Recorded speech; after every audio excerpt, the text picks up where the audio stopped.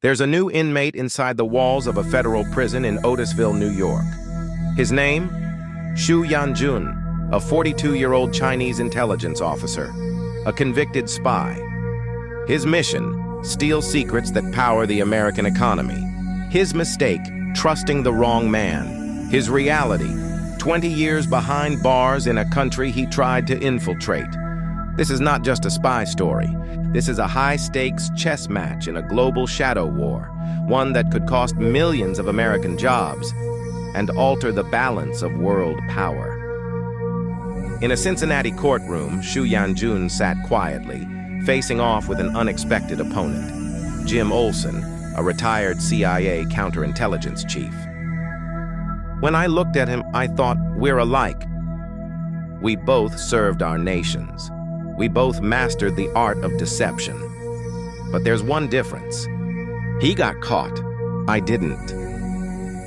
That courtroom stare-off marked the climax of an extraordinary espionage case, one that began with a single LinkedIn message. It started in 2017. GE aviation engineer David Zhang received what looked like an innocent message, an invitation to speak at a university in Nanjing, China. Zhang was working on the GE9X, the world's most advanced jet engine. Only a handful of engineers knew its secrets. To Zhang, the offer was flattering, a free trip, a chance to visit family. He accepted.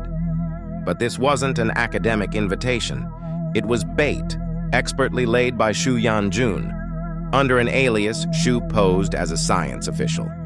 In truth, he was a mid-level officer with China's Ministry of State Security, the MSS, Beijing's top spy agency. Shu had one goal: recruit Zhang as an asset. It started innocently: banquets, flattery, a harmless lecture. But beneath the surface, Shu was assessing Zhang, his vulnerabilities, his access, his willingness to bend. It was classic tradecraft. You start with the unclassified, then you go deeper, you test loyalty, you ask for more. Zhang made one critical mistake. He brought GE material to China to prep for the lecture, a violation of policy and federal export law. The FBI was alerted. Zhang was confronted and flipped. From that moment forward, he became a double agent. With Zhang cooperating, the FBI took control. Every message Shu received was written by U.S. agents, and Shu took the bait. He began sending detailed requests. Not just curiosity, a wish list of industrial secrets, proprietary software, composite material designs, structural specs of GE's engine blades, and then he asked for something chilling: the laptop directory, a roadmap of everything Zhang could access. He even gave step-by-step instructions on how to copy it. This wasn't curiosity. This was espionage. Shu believed he was about to pull off one of the MSS's most valuable hauls, but in reality, he was walking into a trap. The FBI gave Shu what he wanted: a doctored laptop directory.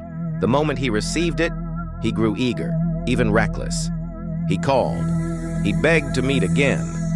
But Zhang, or rather his FBI handlers, told him he was heading to Europe instead. The seed was planted: Belgium, a neutral meeting ground. Shu agreed. At the arranged spot in Brussels, Shu arrived.